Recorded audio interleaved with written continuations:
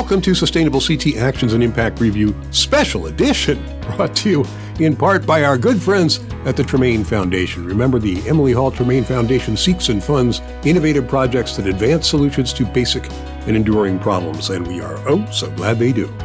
Apply now. The 2023 Sustainable CT Fellowship Program.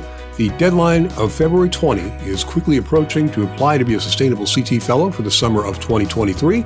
Don't miss this opportunity to advance your career, enhance your education, and make a difference.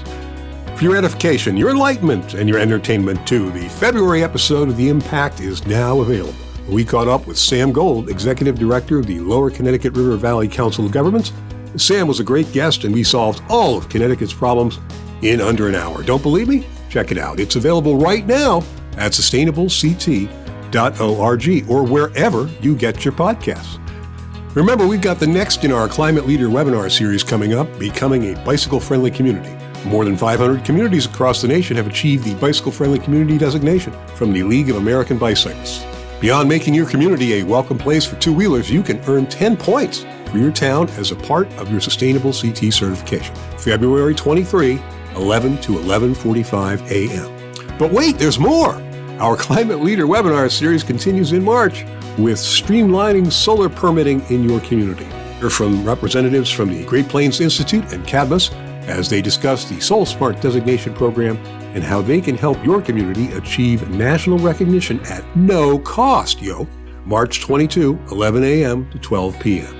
You know, Sustainable CT and Actions and Impact, this very newsletter, and me speaking to you right now, it's all made possible in part by the Connecticut Green Bank. That's right, the Connecticut Green Bank confronts climate change by increasing and accelerating the flow of private capital into markets that energize the green economy. Oh, the Green Bank is full of great people. Remember, Sustainable CT is independently funded. We don't receive money from government or from a university, not even from a magical unicorn rainbow money tree, no sir, but you can be a Sustainable CT sponsor.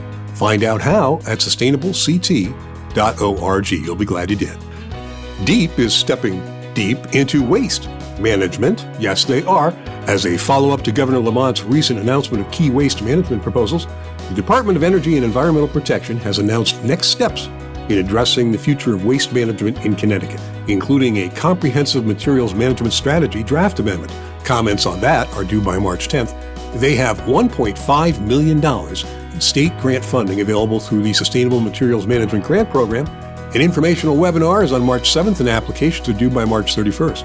And they've got a request for information to solicit input on materials management infrastructure out there in circulation. Listening session is on March 14th, and concept papers and public comments are due by April 14th. Oh, that's deep. You want a seat at the table. Of course you do. CCM, that's our friends over at the Connecticut Conference of Municipalities, is partnering once again with the Campaign School at Yale University to invite Connecticut's communities of color to learn about the important opportunities that await when you decide to run for office or serve on a board or commission. Join this training virtually on February 25 and March 4. Thought spring was just around the corner? Not so fast there, sunshine. Sustainability in winter operations is more important than ever, and we've got a Sustainable CT webinar to prove it. Sustainable Snow Management. You want to minimize salt use and maximize operations for fiscal and environmental stewardship, right? And you want to gain certification points in Sustainable CT Action 3.14. Implement sustainable snow management. Join us for a cool webinar where folks from the T2 Center will talk about snow management and about the Connecticut Green Snow Pro training opportunities. March 9th, 1 to 2 p.m. Hey, don't forget that our next Sustainable CT Coffee Hour is on Friday. Yikes, that would be tomorrow, February 17th at 10 a.m. We'll discuss the fundamentals of the homelessness response system. Our Category 12 actions focus on sustainable, compassionate homelessness prevention.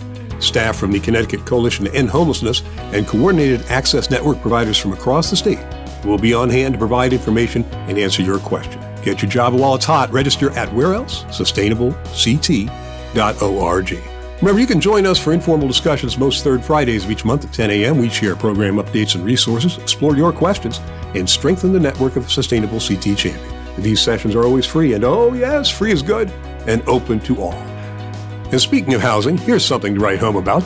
The Community Foundation of Eastern Connecticut has announced that on March 16th, the Center for Housing Equity and Opportunity in Eastern Connecticut will officially launch. The center will facilitate a coordinated regional response to address housing affordability in Eastern Connecticut. We say bravo, CFEC, and to all your partners too. There's no place like an affordable home. And you can read all about it in Actions and Impact, Special Edition, the official Sustainable CT newsletter, except no substitutes. Do yourself a favor and subscribe. And you can do that where home is always just a click away at sustainablect.org.